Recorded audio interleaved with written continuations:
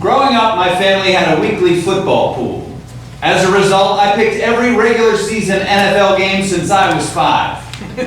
On a great week, I'd get 10 games correct out of a possible 12 or 13, which would grant a $50 bonus from the commissioner, otherwise known as my father.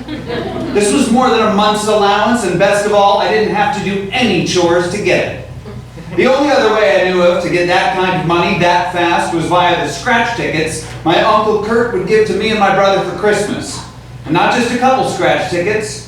He ran our grandfather's liquor store, so he had unique access, and he'd bring a whole book.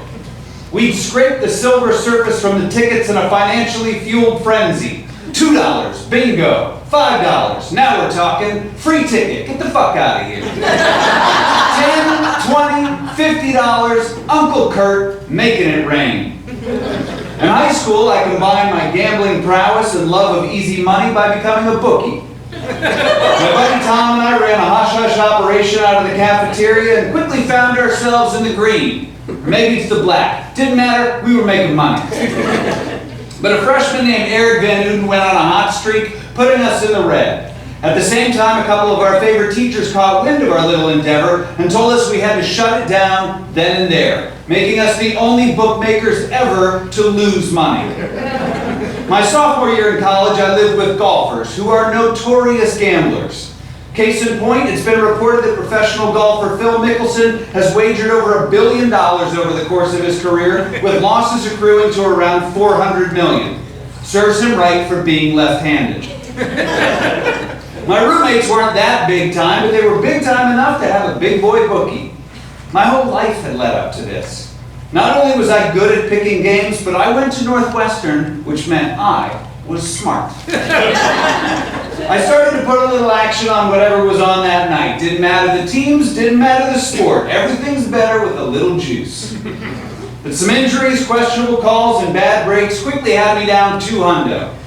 I delivered pizza for Papa John's. I couldn't afford to lose $200. I felt sick, and I wanted to feel better fast. So I turned to an ad for a 1-800 number in the Chicago Tribune, which promised slam dunk winners for $100 a pop.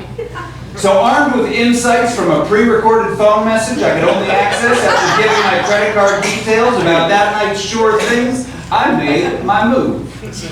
I lost. My 200 became 400.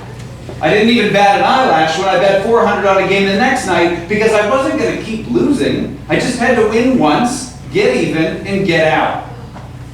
When I lost again, the $800 bet I followed it up with was a no-brainer. The University of Central Florida and Louisiana Monroe were two schools I knew nothing about, but they were about to play football, and another $100 voicemail told me it was a lock. Down $1,600.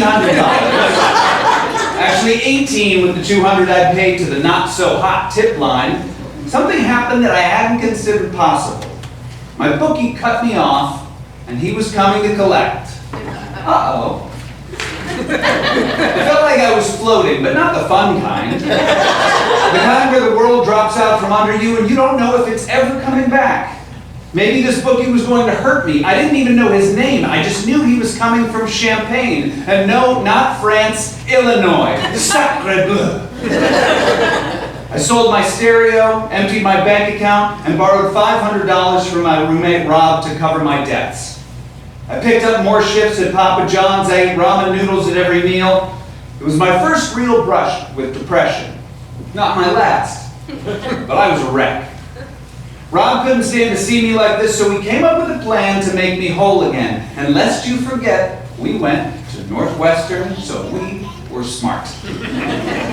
Rob's ex-high school girlfriend knew a guy in Colorado who might be willing to sell us a half a pound of hallucinogenic mushrooms for $500, which we could then sell to make a butt ton of cash. Having no money of my own, Rob fronted me. He wasn't rich, but he worked his ass off shucking oysters at the Davis Street Fish Market, and he didn't gamble. Boring. It was mid-November, and we sent the money. And we waited. And waited. Winter turned to spring, and Mr. Colorado had gone dark. Rob pressed his ex-girlfriend to either get some answers, otherwise I was willing to send this dude a very terse letter. Turns out he'd just forgotten. Turns out that can happen with drug dealers in Boulder, which I guess shouldn't have surprised me. The mushrooms would be sent the following week via UPS, but neither Rob nor I wanted them addressed to us in case they were intercepted by the federales. So Rob suggested that we use the name Lance Hines, a kid he'd gone to camp with. Northwestern University. On the day of the delivery, Rob was free in the morning and I was free in the afternoon. There was a tiny gap when no one would be home, but what are the chances? I raced home after my last class and found a "Sorry we missed you" notice stuck to our front door informing us that we could pick up our package at UPS anytime after 5 p.m. Just bring an ID for Lance Hines. A fog descended around me. I was broke. My best friend had spent $1,000 to help me, and I had no idea how I was going to pay him back. I was a liability to myself and to everyone around me. I thought a possible solution would be to try heroin and then go straight into rehab because, and hear me out, when you come out of rehab for heroin, everyone is just so happy that you've kicked it that they're willing to overlook any past transgressions you may have committed. Plus, you get to try heroin, which from all reports is pretty freaking great. I walked back towards campus with my heart in my throat, wondering where I could score some H. And then I saw a brown-clad driver walking back to his truck. As he stepped up into his cab, I approached with tentative desperation. I've never been a good liar, so I had no idea how I was going to explain this name discrepancy, but this was my chance. I jogged up to the truck and said, "I heard you were sorry you missed me, but don't be, I'm right here." I nervously held out the missed delivery sticker. He glanced at it, grabbed a small box from the back, and tossed it to me. He didn't even check my ID. What a wonderful, terrible driver. Now, I wasn't a drug dealer, but I had a friend who was a musician, which in college is drug dealer adjacent.